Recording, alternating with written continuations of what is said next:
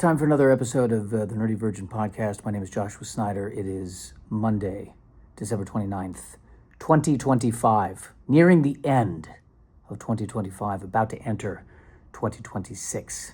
How are we all feeling about that? I'm trying to adjust this badly. I don't know.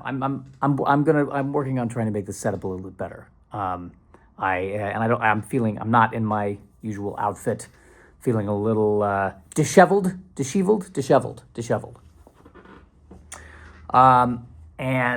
Overall, I'm kind of in that place of, okay, here are all my goals for the new year, and thinking about the year in review, and these are my goals and these are my plans, and I'm feeling a lot of fear of death. Fear of death is kind of at the top of my mind.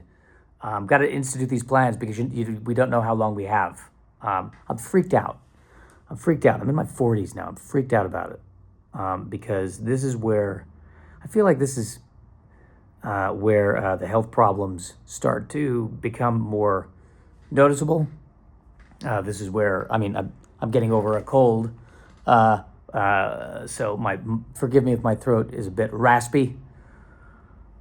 And it wasn't one of those situations, by the way. It wasn't one of those colds where my throat, sounded sexy, like, hello, how are you this evening?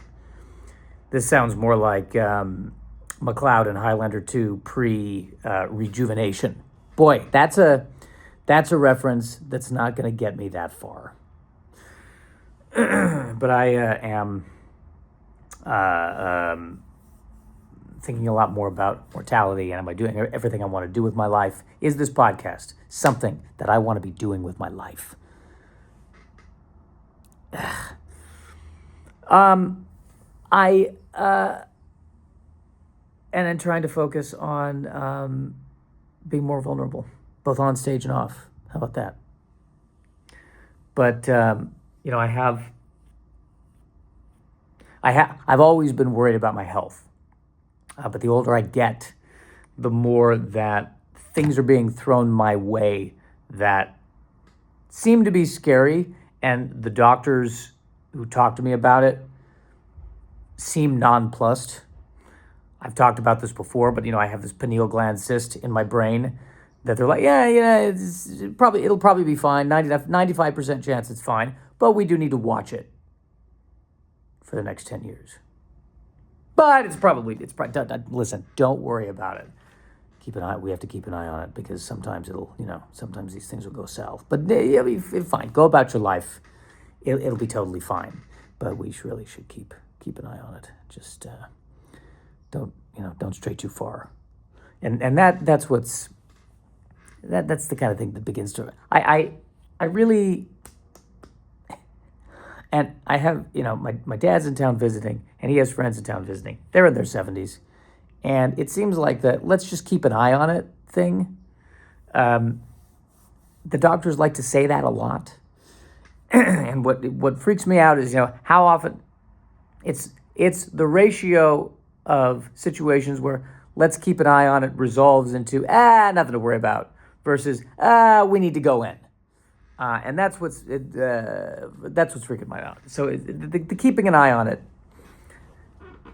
really, I really wish there would be more of a resolve. But that's the thing. There is no resolve. There is a resolve. There is one, end resolve, which is the one that I'm terrified of. It's the one we're all headed to. So the real problem here, the real thing I need to do, is I need to learn to not fear death. Did I mention this is a comedy podcast? I gotta release myself from death. I've got to free myself. I probably should be doing the thing where I meditate every day, right? And get to the point where I realize that there is ultimately no distinction between myself and the rest of the universe, and that everything that I'm hanging on to is transitory and not worth worrying about. Or I could fret. I could just lie in bed at night, not sleeping and fretting. I think I seem to be going with that one. I seem to be choosing to go with that one. phenomenal, truly, truly phenomenal. So I so I'm dealing with that. Let wait and see. Let's wait and see. I'd love to be like that with paying the medical bills. Yeah, let's I'll keep an eye on it. No, that there always seems to be a hard out on that. But I was also maybe switching to a lighter topic. I was looking at well, here I'll come right back. I normally don't. I mean, I could edit this piece out, but I was looking at and don't pay attention to anything you see in the background. I was looking at the list of TV shows that are going to be appearing in 2025, and I thought we should maybe go over some of them. I thought that I thought maybe you and I should talk about it, because there's a big long list, and I wanted to. There were some interesting points I wanted to make.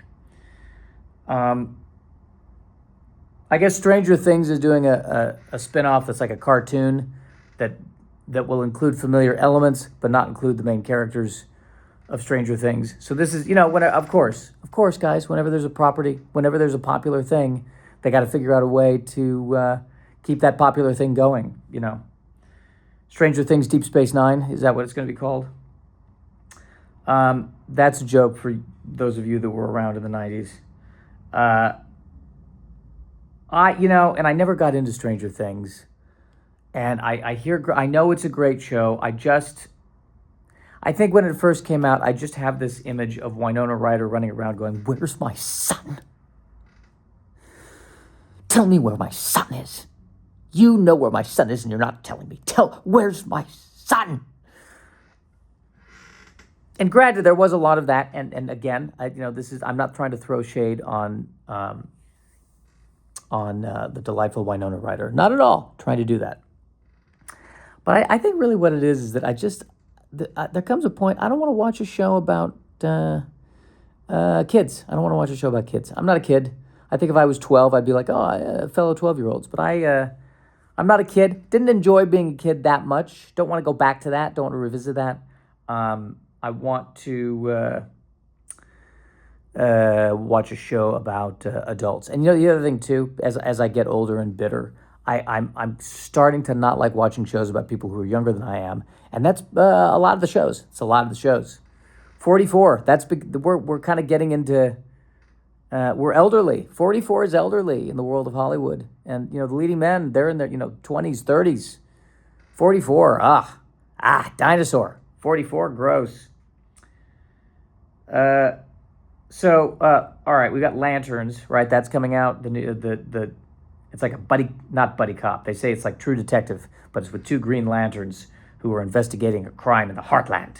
Yes, and it's television because they're not in the Green Lantern outfits. They're in the television outfits, which is nice jacket, nice T-shirt, and jeans. That's what every superhero has to do when it's a television show. You can't put them in the superhero outfit for too long on a television show. Way too expensive. You got to go with the television superhero outfit. Jeans, nice shirt, and a good jacket. That's every superhero. But I think what I love about the superhero TV series is that that's what they're walking around in. But they're superheroes, so they're still walking around as if they are in the superhero outfit. But they're just it's like, hey, my name is Jim. I've got this jacket. What's the problem? It's all right. I'm wearing the jacket. That means I'm here, saving the day. Blade Runner 2099. So this is a sequel series to Blade Runner 2049, but I don't think any of the characters from Blade Runner 2049 are in it. Michelle Yeoh's in it. So it's just it's a sequel, but none of the characters are there, but it takes place in the world. I mean, is it really still a sequel if it's in the world, but none of the characters are there? I don't know. It's like, it's a sequel to Working Girl, and it takes place in the same firm that Working Girl takes place in, but Harrison Ford and Melanie Griffith and Sigourney Weaver, they're not reprising their character. No one, it's the same building, but different people who there's a love triangle thing. And there's not even, there's not even a love triangle. It's just different people in the same building. Is that a sequel or just, 20 years later at the office? Excited about this one. Spider Noir. Did you see this one? Nicolas Cage doing a Spider-Man, but he's this aging private investigator. I'll take that. I'll take Nicolas Cage in anything. Nicolas Cage, never not interesting, right? You give Nicolas Cage anything, and suddenly it's like, yeah, I'm there. I am there. I am there. You give him. I'm trying to think of like all those Jane Austen novels. They could use Nicolas Cage showing up. That any Jane Austen novel, have Nicolas Cage showing up going, I just, what's her deal, man? What's her deal? What is her deal? Where's my son? Nicolas Cage and Stranger Things, then I will tune in immediately. All right, so Neuromancer. So Apple TV is doing this thing where they're taking classic sci-fi books and they're turning it into highly acclaimed TV series. And I should be paying more attention. I profess to be a sci-fi nerd, and yet here I am not watching Foundation. And then this one, Neuromancer, which is a famous cyberpunk novel. Cyberpunk, that's a thing, right? It's the future, but it's a cool future. It's not cyber geek, guys. It's not a future where there's flying cars, and the polka. Cape Fear. There's always a Cape Fear. They like to always come back to Cape Fear. That's another one. It's like another one of those things where, like, for some reason, every 15 years we'll do another Cape Fear, and people show, another Cape Fear. Oh, show up. Let's watch it. And I don't quite get it. I'm not trying to throw shade on the other Cape Fears. I never understand. How do they know that there's enough people out there that are like, you know what, I could use another Cape Fear. I could use another Cape. How was your year? Oh, we made money. The kids are doing well. Jimmy's going off to college. I'll tell you what was missing though. A Cape Fear reboot. Yeah, that was it would have been a perfect year if not for that. Crystal Lake, prequel to Friday the 13th. We got to know the origin story of that guy, right? Got to know, we got to know what kind of cereal that guy was eating before he went nuts. Vision Quest, yeah. Maul, Shadow Lord. He really bounced back from getting split in half by Obi-Wan Kenobi, which I know they addressed in the cartoon. Darth Maul is, for those of you who may not remember, in Phantom Menace, Obi-Wan Kenobi chopped him in half, and we thought, oh, that's the end of him, and he fell down a giant shaft. Chopped him in half, fell down a giant shaft, somehow came back from it, bounced back rather with a splash of debonair, dare I say. And now this is this is going to be in between when he was defeated in Clone Wars and his final death in Star Wars Rebels. Is it his final death? I mean, I saw when in Star Wars Rebels Obi-Wan Kenobi defeats him again, but I'm like, okay, that wasn't nearly as bad as chopping him in half. Are we sure this is the final death? I don't think there's a final death. I think he's going to come back. I think we're going to be seeing a lot more of Maul. All right, we're going to be seeing a lot of Maul. Maul is going to be happening. He's going to be running around going, where's my son?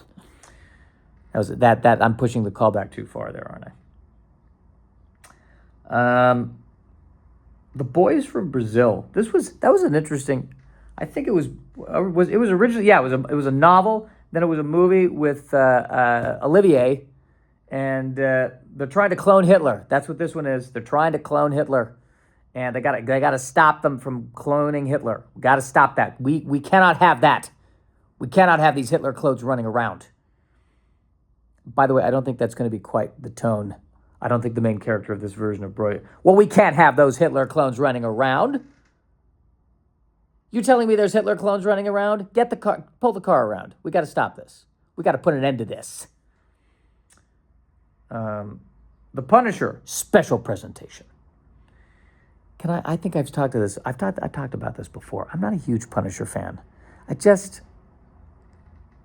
You know what? Here's the thing. I think what bothers me is the use of weapons, the use of firearms. I think bothers me, and it takes me back. That's why Batman is one of my favorite characters. He's not going to use a gun. He's not going to use a gun. He's going to have to work a lot harder to fight the bad guys because he has to throw things that are not easy to throw. He's going to have to use ropes that would take the normal person 9 or 10 times to get the rope over the thing, to climb up, to go behind the guy. But I appreciate the extra effort that he puts in. Granted, I suppose in the real world, one might be more effective than the other. But that's the joy of comic books. It's the world of fantasy, where we can live in a world where someone can save the day without weapons, without firearms. He can save the day with a rope that still goes through the guy's leg and probably causes a lot of bodily injury, but it's not a firearm. And by the way, I'm not the first one to make that gripe about Batman. He doesn't kill, but boy, he comes close. But still, I mean, we're never going to see it, but there's got to be that time where Batman throws the batarang and he misses. And he's like, today was the day. It was going to happen sooner or later, but today was the day I missed, and now I look like a schmuck. Okay, good. Another TV series version of Carrie. We got to, again, Young Sherlock, a lot of prequels. Vought Rising, a lot of prequels. Because they always work, right? Prequels always work. I feel like they never work, and yet here we are. Lord of the Flies. Oh, good. It's not a year of television without a version of Lord of the Flies.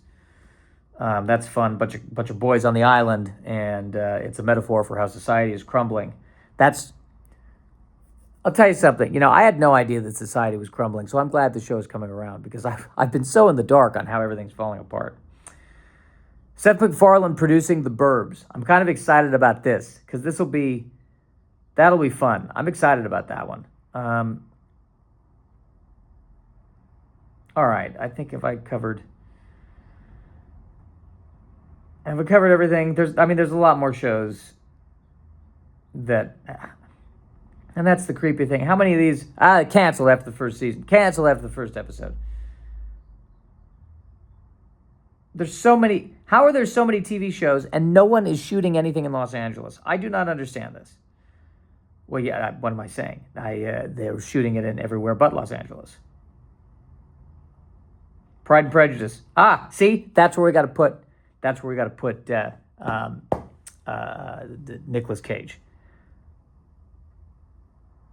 How did I get to England? What's going on? Something. I'm freaking out, man. I'm freaking out. Oh my God! Now we've got a Pride and Prejudice that I would want to see. By the way, it's so funny on this particular article. Each show has like a little blurb. I get to the one on Star Trek Starfleet Academy, and then they're like, why this premise? A Discovery-era series following the first new class of Starfleet cadets in over a century isn't exciting on paper. I feel like all the other descriptions of TV series, whoever was writing this was kind of neutral. This is what it is, but this one's just going right out there. Not a fan of this. There's been some Star Trek Discovery blowback. People are like, Starfleet Academy blowback. I did that thing. I did that old man thing where I mistook one word for another. I am so sorry. Oh God, I'm getting old. Is it Alzheimer's? Is it dementia? I'm freaking out.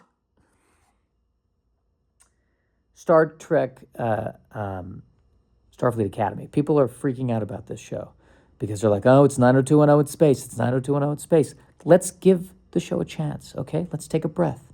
Let's give the show a chance.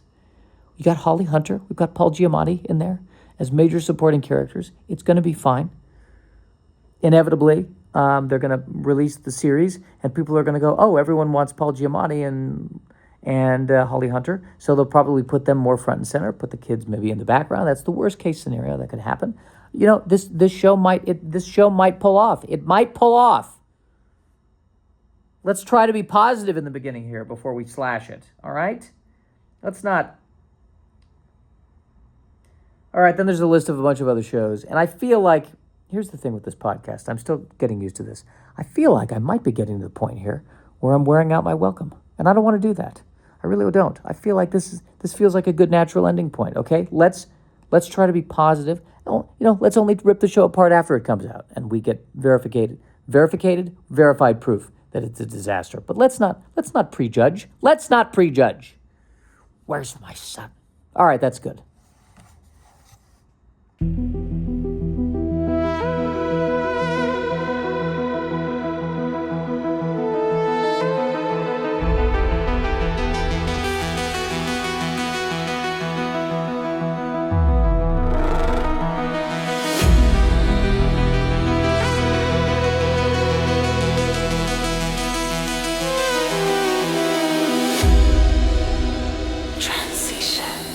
Traveled back in time to the 20th century. We have to be careful to...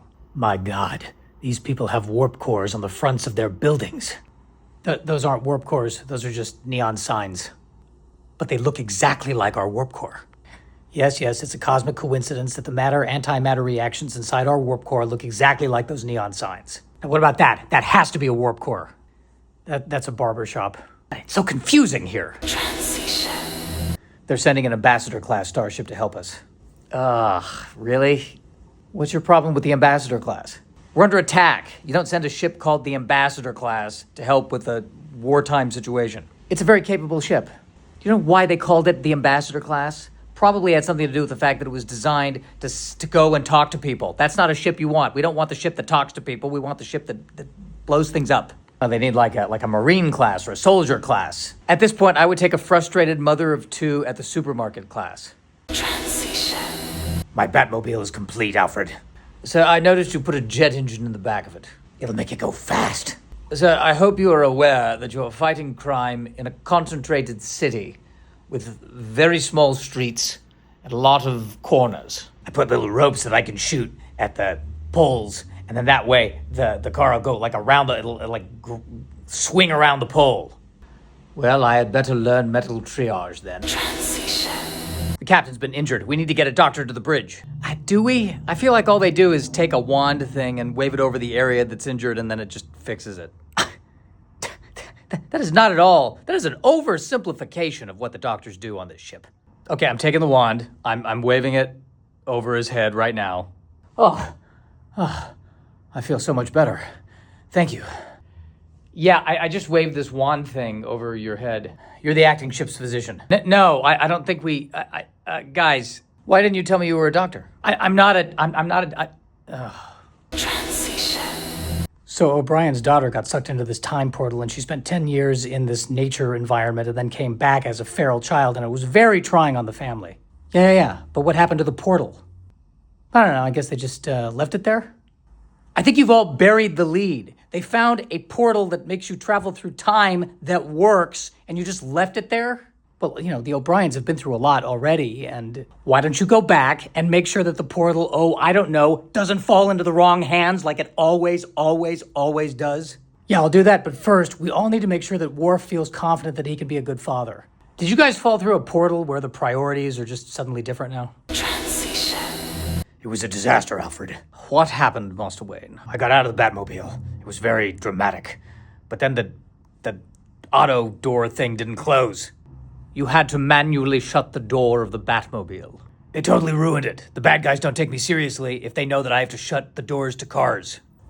Sir, has it occurred to you that they may have never taken you seriously? The villains are terrorized by me. Yes, sir. So terrorized that they keep trying and trying and trying to take over Gotham City. Can you imagine what it would be like if I weren't here? I dare say it would be awful either way. I will not have nihilism in this Batcave. The irony of you saying that to me is really slapping me in the face. Transition. You're Raiden from Mortal Kombat, right? Don't ask me to jump your car. I'm not, no, I just saying, hey, saying what's up. I don't jump people's cars. Furthest thing from my mind. Don't ask me to find Shang Tsung, to steal my powers, to jump your car. That was not at all going to be the very next question I was going to ask. She's perfect. We get along great. That means she's a changeling. What are you talking about? Do you constantly ask her every day if something on your body looks like it might be fatal? Of course. Have you gone on and on and on about your gripes relating to the Dreadnought class of Galaxy-class starships? On a semi-daily basis. Changeling infiltrator. You're probably right, but I'd like to be in denial about this for a few more days. Have fun with that. Martian Manhunter actually has 2 weaknesses. Well, I know he has a problem with fire. What's the second weakness? An irrational fear of multi-camera sitcoms. So basically any sitcom with a live studio audience.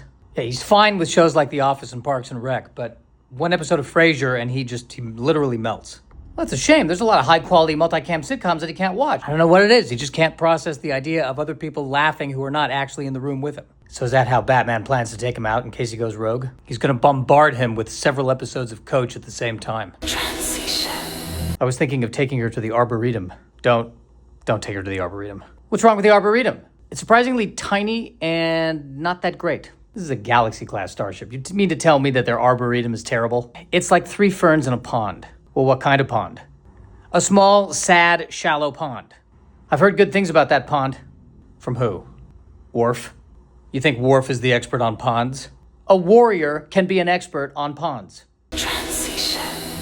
I was in the Defiant mess hall, and those tables are obviously outdoor furniture. The Defiant was not designed for comfort, it was designed for combat.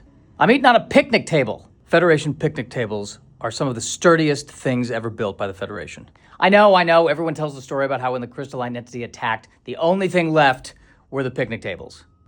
No other species has really been able to lock down the picnic table like the Federation. It's the crisscrossy thing, isn't it? The metal crisscrossy thing? You really don't know your picnic table terms, do you?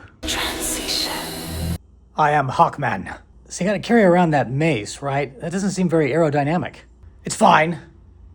Well, it's a little annoying. Switch weapons then. I want to, but I'd get letters. I mean, this mace is kind of my signature. I feel like your signature is giant wings and a mask that looks like a hawk, hence Hawkman. If I swap out this mace with anything else, there will be complaints. I don't feel like an actual hawk would choose a mace of all weapons. You're absolutely right, it wouldn't. This was a mistake on my part, but I'm stuck with it.